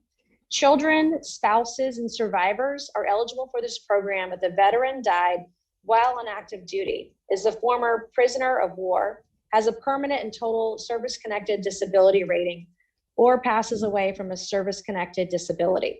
My amendment to the amendment in the nature of a substitute would eliminate the 8-year delimiting date for any recipient who is a child made eligible for the DEA after August 1st, 2022. The amendment would make the same change for spouses eligible for the DEA program.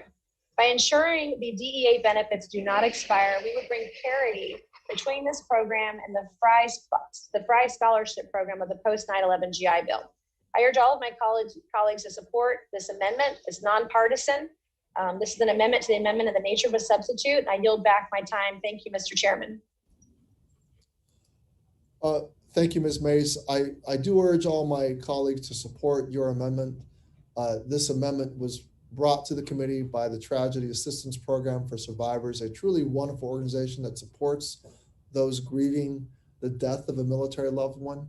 The Mace Amendment would bring parity to the Chapter 35 education program by removing the delimiting date to Chapter 35 benefits, bringing it in line with the Montgomery GI Bill.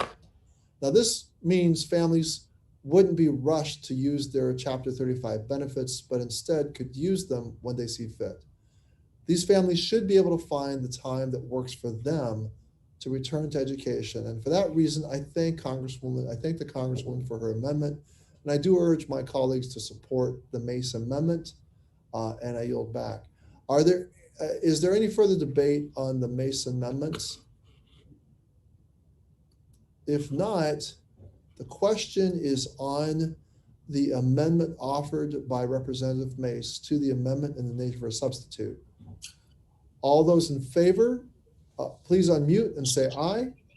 Aye. Aye. Aye. Any opposed, say no.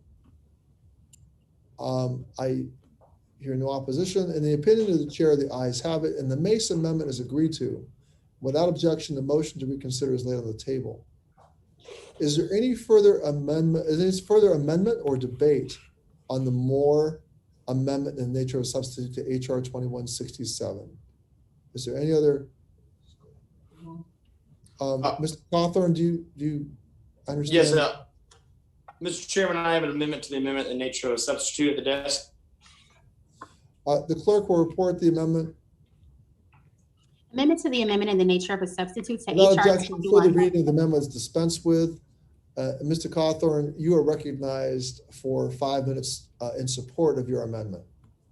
Thank you, Mr. Chairman. My amendment to the amendment in the nature of a substitute includes the text of my bill, HR 2391, the Veterans Fellowship Act. Every member of Congress on this committee has veterans in their district.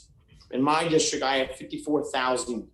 These veterans have sacrificed their everything to ensure our freedom, and we must put them first. We all know what a profound impact COVID-19 has had on the economy. With many veterans out of work, Congress should be doing all it can to ensure that these veterans have the knowledge and skills to rejoin the workforce in the post-COVID-19 economy.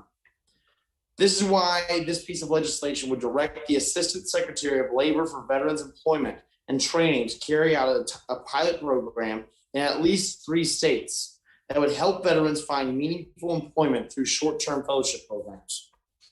Each participant in the short-term fellowship program will be provided a living stipend from the Department of Labor that is equivalent to the amount of wages that would be earned by the veteran through the fellowship. Finally, my bill would require the GAO report after the conclusion of the fellowship program on its effectiveness in getting veterans back to work. I encourage all my colleagues to support my amendment to the amendment in the nature of a substitute. And I thank the chairman and ranking member Boss for their support. I yield back the balance of my time. Thank you, Mr. Cawthorn. Is there any further debate on the amendment? In the nature of debate on the amendment to the amendment in the nature of substitute? If not, the question is on the amendment to the amendment in the nature of a substitute offered by Mr. Cawthorn. All those in favor say aye. Aye. Aye. Any opposed say no. In the opinion of the chair, the ayes have it, and the amendment is agreed to. Do any members seek further recognition on the Moore amendment in the nature of the substitute? If not, the question is on the Moore amendment in the nature of a substitute to HR 2167 as amended. All those in favor say aye. Aye. Aye. All those opposed say no. In the opinion of the chair, the ayes have it, and the Moore amendment in the nature of substitute as amended is agreed to. Without objection, the motion to reconsider is laid on the table. I now recognize Ranking Member Boss for a motion. Mr. Chairman, I move to report HR 2167 as amended favorably to the House. All those in favor say aye. Aye. Aye. All the opposed say no. In the opinion of the chair, the ayes have it, and the motion is agreed to. Without objection, the staff is authorized to make necessary technical and conforming changes. Mr. Bost. Mr. Chairman, pursuant to House Rule 11, Clause 2, I give notice of intent to file minority or supplemental additional or dissenting views on HR 2167 as amended. Thank you, Ranking Member Bost. We'll now move on to consideration of HR 2878. The clerk will designate the bill. HR 2878 to Without direct. objection, the first reading is dispensed with, and I recognize Dr. Miller Meeks to offer an amendment. Thank you so much, Chair Takano. I have an amendment in the nature of a substitute at the desk. The clerk will designate the amendment in the nature of a substitute. Amendment in the nature of a substitute to HR 2878. Text was circulated in advance pursuant to committee rules. Without objection, the reading of the amendment is dispensed with, and the substitute will be considered as original text for the purpose of amendment. Dr. Thank you, Miller, Mr. You're recognized for 5 minutes in support of your amendment. Excuse me. Thank you, Mr. Chairman. My amendment in the nature of a substitute includes the base text of Representative Gallego's bill, HR 2878, and the revised text of my bill, HR 2335, the Vet Tech Enhancement Act of 2021. This piece of legislation would increase funding for the Veteran Employment Through Technology Education courses, or Vet Tech program, from $45 million a year to $90 million a year starting October 1st of this year. VA recently testified in front of the Subcommittee on Economic Opportunity that they welcome this increase in funds as the current program interest has far outpaced current funding levels. The VA also testified that since Vet Tech's launch on April 1st, 2019, the program has provided training to 2,100 veterans, with 80% of those finding meaningful employment. As VA reopened the application process on April 1st, 2021, Vet Tech had received 1,193 applications in the first 8 days alone. Mr. Chairman, as you can tell, this program is wildly popular amongst the veteran population, and this bill would help even more veterans to be able to take advantage of this great benefit and to obtain meaningful employment. I encourage all of my colleagues to support my amendment in the nature of a substitute, and I yield back the balance of my time. Thank you, Dr. Miller Meeks. HR 2878 was introduced by Representative Gallego on April 28th, 2021, and would establish a native vet success at tribal colleges and universities pilot program. Started in 2009, the Vet Success on Campus program allows student veterans to succeed and thrive through delivery of on-campus benefits and assistance and counseling. Now, this outreach is intended to help veterans complete their education and prepare them for jobs. The Vet Success Program assigns a VA vocational rehabilitation counselor and a VA Vet Center outreach coordinator to schools to provide peer-to-peer counseling and referral services. Since its inception, the program has expanded multiple times and currently supports 104 schools across the country that are served by 87 vet success counselors. However, tribal colleges and universities are not currently served by vet success programs, by the Vet Success Program, creating a gap in access to the services and benefits our Native American veterans have earned. Now, Native Americans serve in the armed forces at 5 times the national average and have served with distinction in every major conflict for over 200 years. Native Americans have the highest per capita involvement of any population to serve in the U.S. military. Native American veterans on tribal lands and reservations face more hurdles to access their benefits than any other veterans due to the lack of cooperation between federal agencies, the lack of awareness of VA's benefits, and the vast distance between tribal lands and VA facilities. Now, this bill would bring VA employees closer to tribal lands and reservations by delivering the Vet Success Program at tribal colleges and universities. In addition to providing support for student veterans, Vet Success counselors can also assist other veterans in applying for other benefits that they may qualify for and raise awareness of VA benefits in the communities around tribal colleges and universities. Native American veterans deserve access to the resources they need to succeed in their education and the workforce.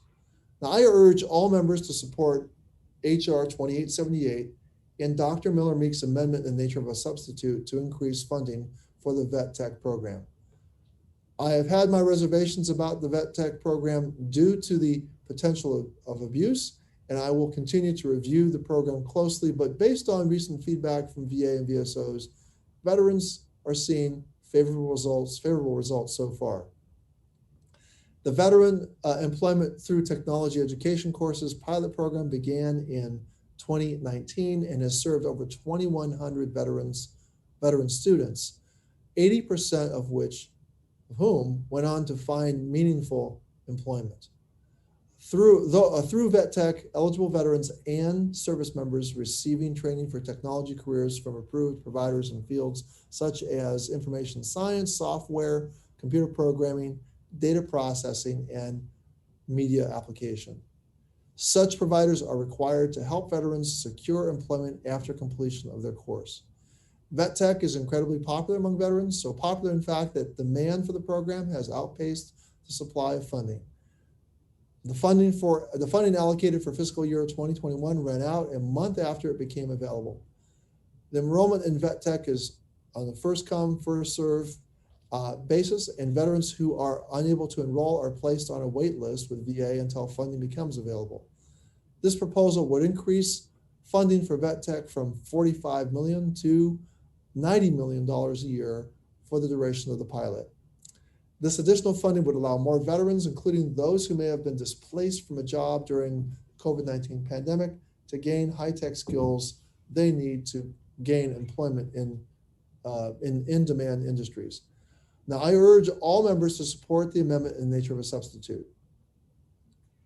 Is there any further discussion or amendment on the Miller-Meeks amendment in the nature of a substitute to H.R. 2878? I don't see any. I do see Mr. Gallego's hand up. Mr. Gallego, do you want to say something? Mostly on the overall bill and then a little on the ANS. Okay.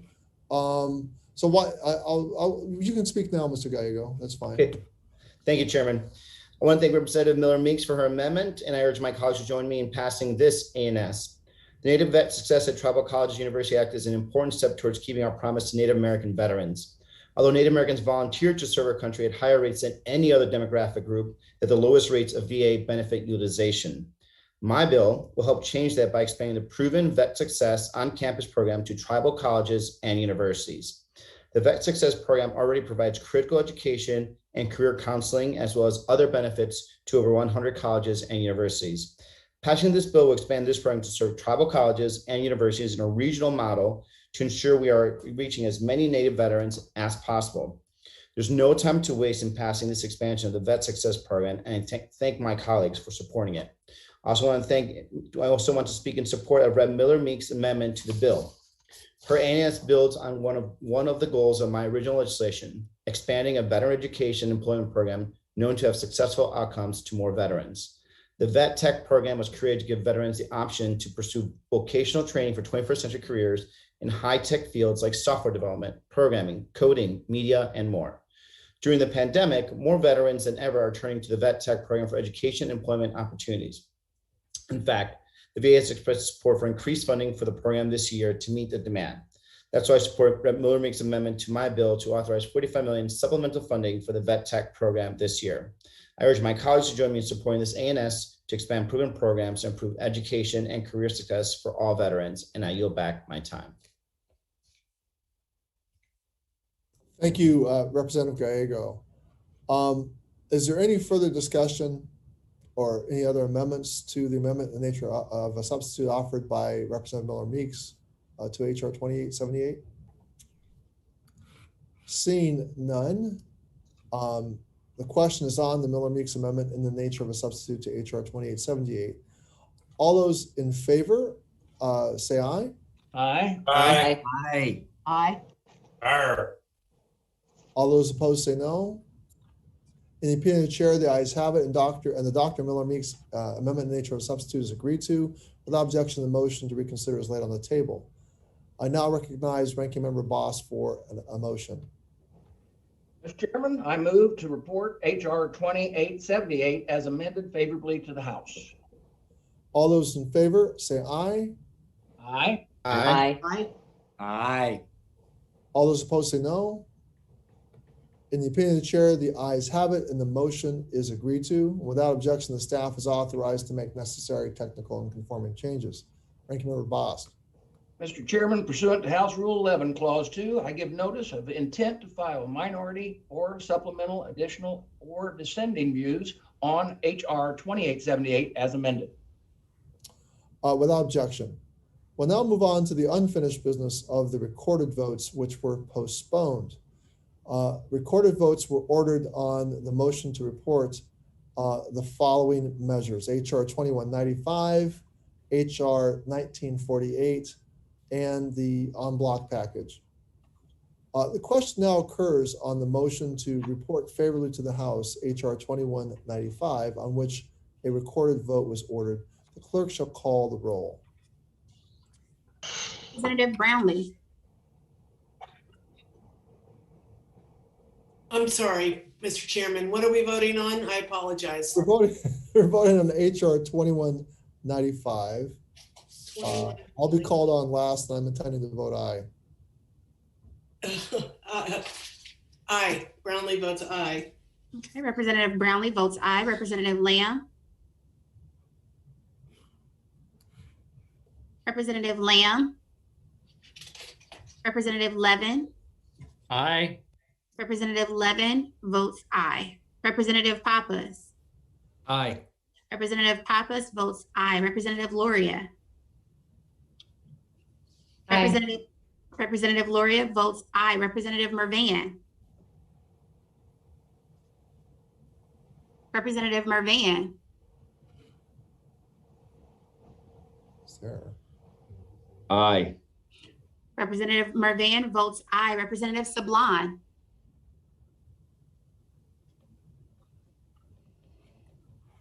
Representative Sablon. Representative Underwood.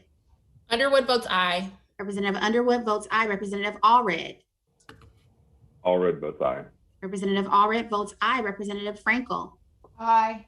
Representative Frankel votes aye. Representative Brown. Brown votes aye. Representative Brown votes aye. Representative Slotkin. Slotkin votes aye. Representative Slotkin votes aye. Representative Trone. Trone votes aye. Trone Representative, votes aye. Whoops. There we go. Trone votes aye. Representative Trone votes aye. Representative Capter. Aye. Representative Capter votes aye. Representative Ruiz. Aye. Representative Ruiz votes aye. Representative Gallego. Aye. Representative Gallego votes aye. Ranking Member Bost.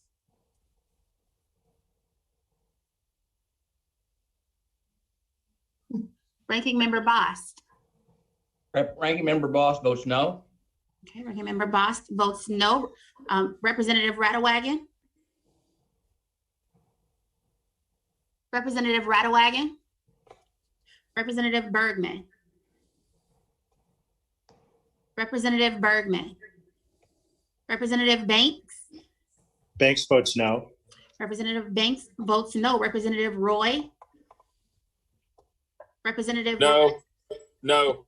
Roy votes no. Representative Murphy. Murphy votes no. Representative Murphy votes no. Representative Mann. Mann votes no. Representative Mann votes no. Representative Moore. Moore votes no. Representative Moore votes no. Representative Mace. Mace votes no. Representative Mace votes no. Representative Cawthorn. Cawthorn votes no. Representative Cawthorn votes no. Representative Niels. Nels votes no. Representative Niels votes no. Representative Rosendale. Rosendale is a no. Representative Rosendale votes no. Representative Miller Meeks. Miller Meeks is a no. Representative Miller Meeks votes no. Representative Lamb. Lamb votes yes. Representative Lamb votes yes. Representative Sublime.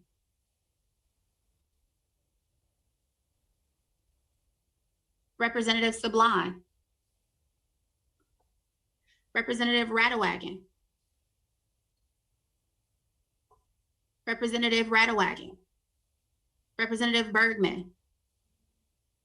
Representative Bergman. And Mr. Chairman. The chairman votes aye. Mr. Chairman votes aye.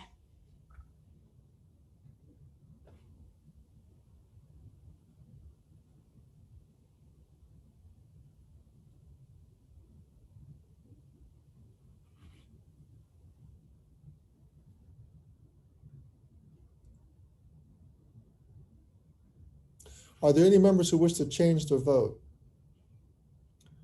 The clerk shall report the vote.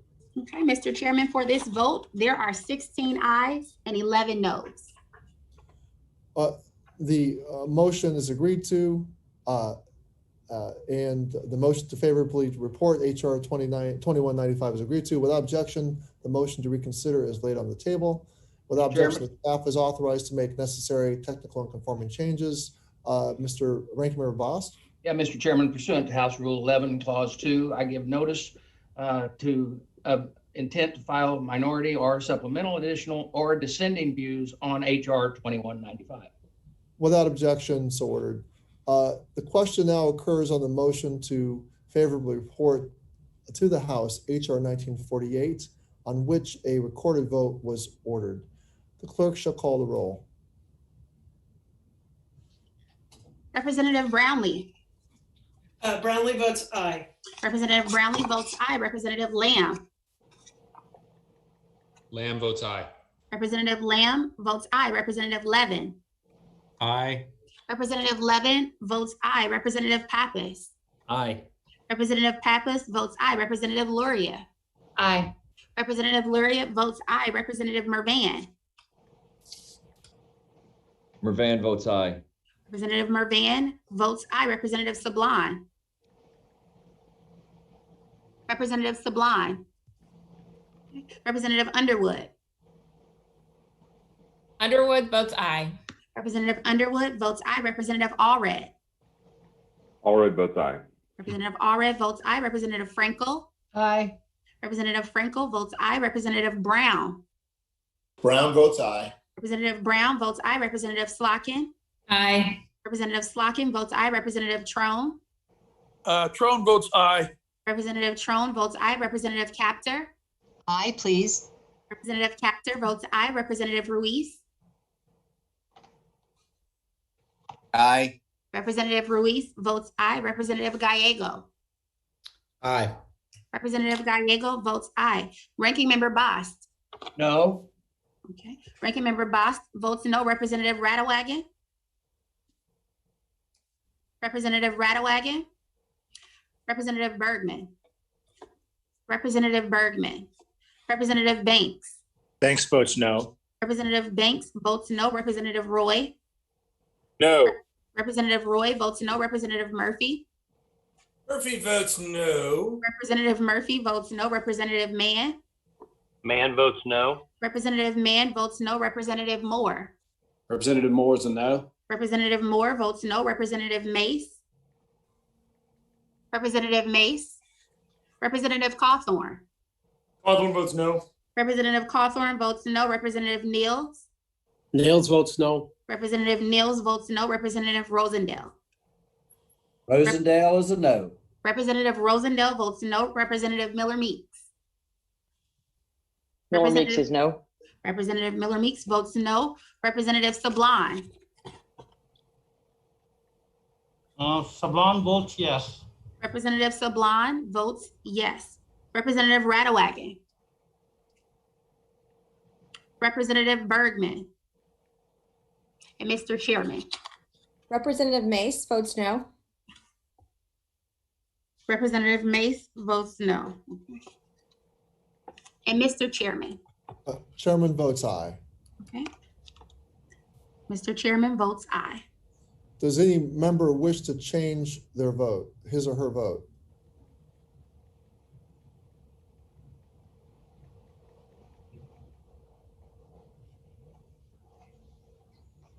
The clerk will report the vote as soon as it's tabulated. Okay, Mr. Chairman, for this vote, there are 17 ayes and 11 noes. The motion to favorably report HR 1948 is agreed to, and without objection, the motion to reconsider is laid on the table. Without objection, the staff is authorized to make necessary technical and conforming changes. Ranking Member Bost? Yeah, Mr. Chairman, pursuant to House Rule 11, Clause 2, I give notice of intent to file minority or supplemental, additional, or dissenting views on HR 1948. Without objection, so ordered. The question now occurs on the motion to favorably report to the en bloc package on which a recorded vote was ordered. In the en bloc package, the following bills are included: HR 2911, HR 958, HR 239, HR 2441, HR 2545, HR 2093, HR 2935, HR 293, HR 1257, HR 2704, HR 2788, HR 2429, HR 2726, HR 290, HR 2419, HR 2494, HR 2082. The clerk shall call the roll. Representative Brownlee. Brownlee votes aye. Representative Brownlee votes aye. Representative Lamb. Lamb votes yes. Representative Lamb votes yes. Representative Levin. Aye. Representative Levin votes aye. Representative Pappas. Aye. Representative Pappas votes aye. Representative Luria. Aye. Representative Luria votes aye. Representative Mervan. Van votes aye. Representative Mervan votes aye. Representative Sablon. Sablon votes aye. Representative Sablon votes aye. Representative Underwood. Underwood votes aye. Representative Underwood votes aye. Representative Allred. Allred votes aye. Representative Allred votes aye. Representative Frankel. Aye. Representative Frankel votes aye. Representative Brown. Representative Brown. Aye. Brown votes aye. Representative Brown votes aye. Representative Slotkin. Aye. Representative Slotkin votes aye. Representative Trone. Representative Trone. Trone votes aye. Representative Trone votes aye. Representative Capter. Aye, please. Representative Capter votes aye. Representative Ruiz. Representative Ruiz votes aye. Representative Gallego. Gallego votes aye. Representative Gallego votes aye. Ranking Member Bost. Ranking Member Bost votes aye.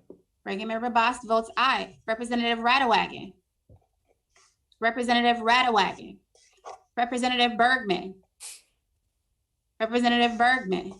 Representative Banks. Banks votes no. Representative Banks votes no. Representative Roy. No. Representative Roy votes no. Representative Murphy. Murphy votes yes. Representative Murphy votes yes. Representative Mann. Mann votes no. Representative Mann votes no. Representative Moore. Moore votes no. Representative Moore votes no. Representative Mace. Aye. Representative Mace votes aye. Representative Cawthorn. Cawthorn votes aye. Representative Cawthorn votes aye. Representative Niels. Nels votes no. Representative Niels votes no. Representative Rosendale. Representative Rosendale. Rosendale is a no. Representative Rosendale votes no. Representative Miller Meeks. Miller Meeks, aye. Representative Miller Meeks votes aye. Representative Rattawacken. Representative Bergman. And Mr. Chairman.